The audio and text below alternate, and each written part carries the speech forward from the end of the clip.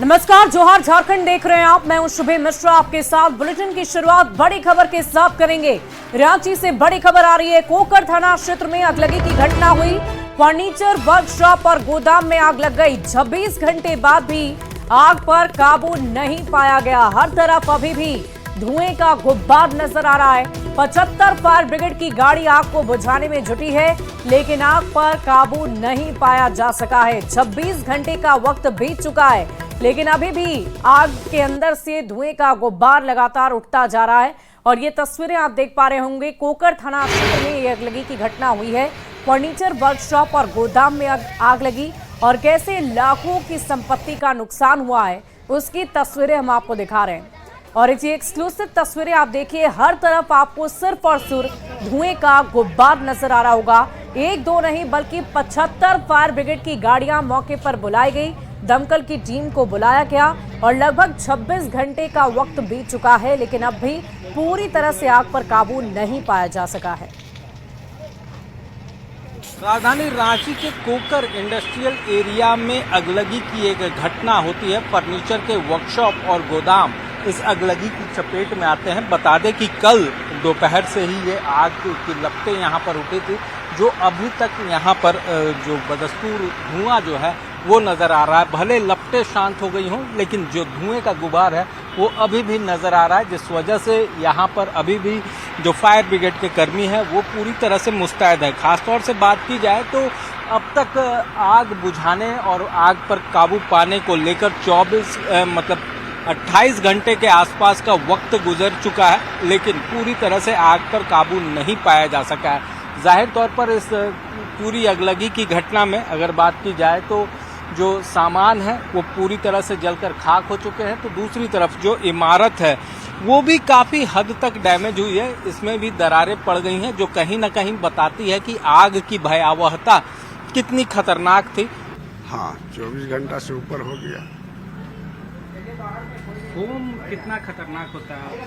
Foam देखिए, foam तेल के लिए है, ये सब के लिए नहीं है, लेकिन फिर भी हमने फोम चलाया। जो फर्नीचर के आइटम थे ये हाँ, काफी वो फोम देखिए, वो तो फोम अब चेयर यहाँ बन रही है तो हर मटेरियल उसमें डाला जाता है ना, तो मटेरियल के अनुसार वो आग थोड़ा इसका कभी आग को बढ़ा देना, हम पानी मार दिए तो बुझ गया और थोड़ी ही देर में वो फिर सुलग गया। ऐसा होता है। करीब करीब लग रहा है कि अब थोड़ी देर में। हाँ, अब लगभग समाप्त हो गया है।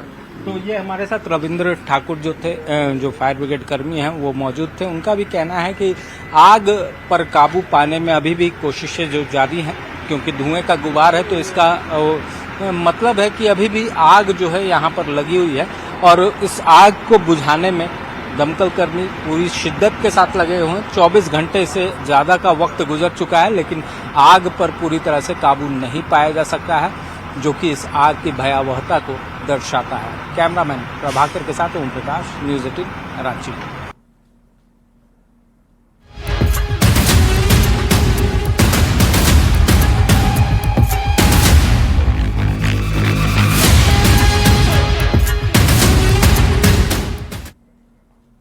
और इधर झारखंड में नक्सलियों का सफाया लगातार जारी है। लाल आतंक के अंत की कहानी लिखी जा रही है। सुरक्षा बलों ने 5 लाख के नामी और नक्सलियों के शीर्ष कमांडर मनीष यादव को एनकाउंटर में मार गिराया है। साथ ही 10 लाख के नामी नक्सली कुंदन खेरवार को गिरफ्तार भी किया है। झारखंड में किस तरह विकास के दुश्मनों का सफाया किया जा रहा है, इस रिपोर्ट में देखिए। झारखंड में नक्सलियों का सफाया, विकास के दुश्मनों का खात्मा तय, लाल आतंक पर सुरक्षा बलों का वार, उग्रवादियों पर भी पुलिस का प्रहार। झारखंड में विकास के दुश्मनों के दिन अब लद गए हैं। नक्सलियों के पास गिने चुने दिन बचे हैं, क्योंकि सुरक्षा बलों की टीम लाल आतंक की अंत कथा लिखने में जी जान से जुट गई है। चुन चुन कर नक्सलियों का सफाया किया जा रहा है। रविवार को लातेहार में महुआ डांड के करमखाड़ और दौना जंगल में मुठभेड़ हुआ। इस एनकाउंटर में नक्सलियों का शीर्ष कमांडर मनीष यादव मारा गया, जिस पर 5 लाख रुपए का इनाम था। मनीष यादव पर अलग अलग थानों में 40 मामले दर्ज थे। इंटेलिजेंस बेस्ड ऑपरेशन था जिसमें कि सटीक इनपुट था और बहुत स्ट्रैटेजिकली इस ऑपरेशन को प्लान करके एग्जीक्यूट किया गया है। सटीक इनपुट के आधार पर सुरक्षा बलों की टीम ने धावा बोला। नक्सलियों को इस बात की भनक तक नहीं लगी कि मौत उन तक चलकर आ रही है। पहाड़ी इलाके में घिरे नक्सलियों ने जब फायरिंग की तो सुरक्षा बलों ने मनीष यादव को मार गिराया और जोनल कमांडर कुंदन खरवार को गिरफ्तार कर लिया। नक्सली कुंदन खेरवार पर 10 लाख रुपए का इनाम था, जिस पर अलग अलग थानों में 27 मामले दर्ज है। मनीष के विरुद्ध जो है 40 केसेस है और कुंदन के विरुद्ध जो है 27 केसेस है। ये दोनों जो है गढ़वा, छत्तीसगढ़ और लातेहार में केसेस रजिस्टर्ड है। लातेहार एसपी कुमार गौरव की ओर से भेजी गई सैट और आईआरबी की टीम ने सीआरपीएफ से लूटी गई X95 राइफल भी बरामद कर ली। भारी मात्रा में जिंदा कारतूस, मोटी रकम जब्त की गई और अभी भी सफाई ऑपरेशन को लेकर सर्च अभियान जारी है। बहुत ही प्रिसाइज ऑपरेशन लॉन्च किया और उसमें नक्सलियों के साथ मुठभेड़ हुई जिसमें कि एक नक्सली मारा गया है और एक गिरफ्तार हुआ है। झारखंड में नक्सलियों के खिलाफ चलाए जा रहे सफाई अभियान का श्रेय लेने के लिए सियासी होड़ मची हुई है। और गृह मंत्री जी ने स्पष्ट कहा है कि मुख्य धारा में लौटो या फिर जो हमारी फोर्सेस है वो अपना ऑपरेशन करेगी। देखिए, पिछले कुछ महीनों से लगातार पुलिस को उपलब्धियां मिलती रही हैं।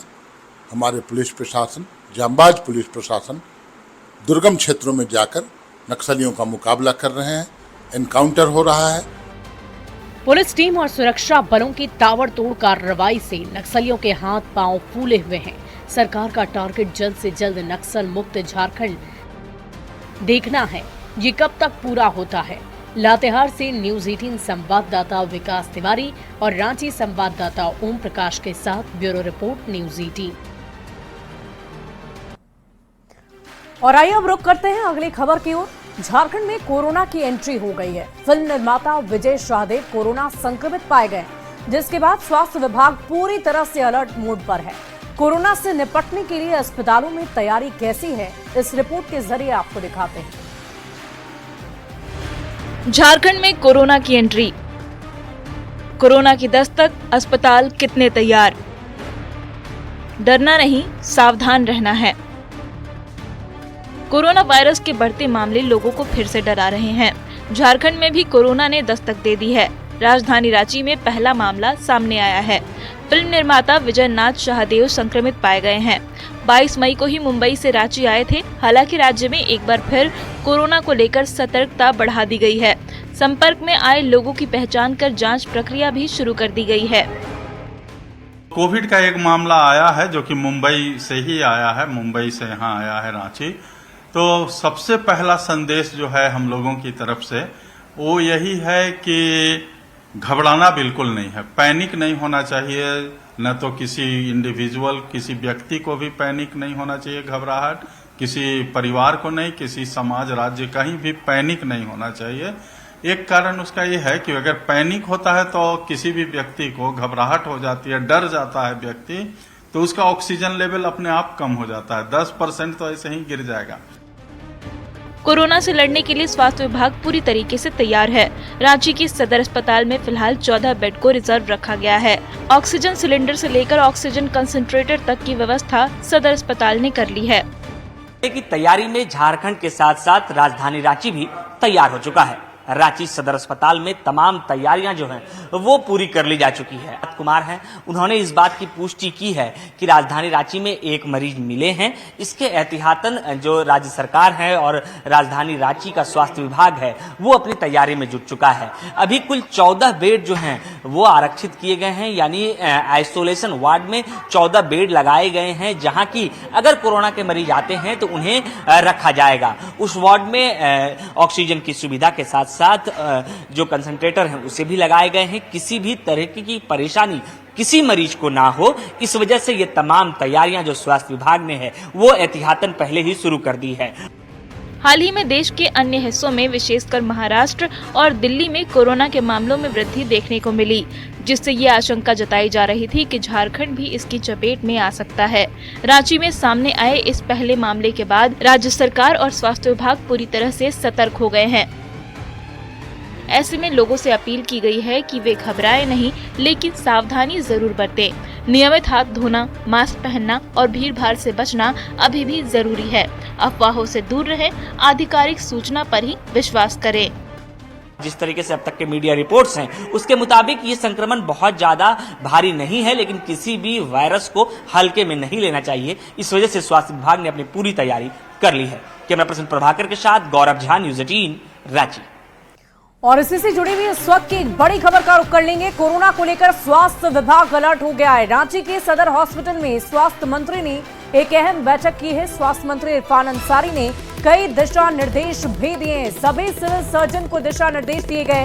Airport, bus stand, railway station सहित भीड़ भाड़ वाले इलाकों में कैंप लगाने के भी निर्देश दिए गए। डॉक्टर, स्वास्थ्य कर्मियों की छुट्टियों को भी फिलहाल रद्द कर दिया गया है। इस वक्त की बड़ी खबर आपको बता रहे हैं। कोरोना को लेकर स्वास्थ्य विभाग अलर्ट मोड पर। रांची के सदर हॉस्पिटल में स्वास्थ्य मंत्री ने एक बहुत ही अहम बैठक की।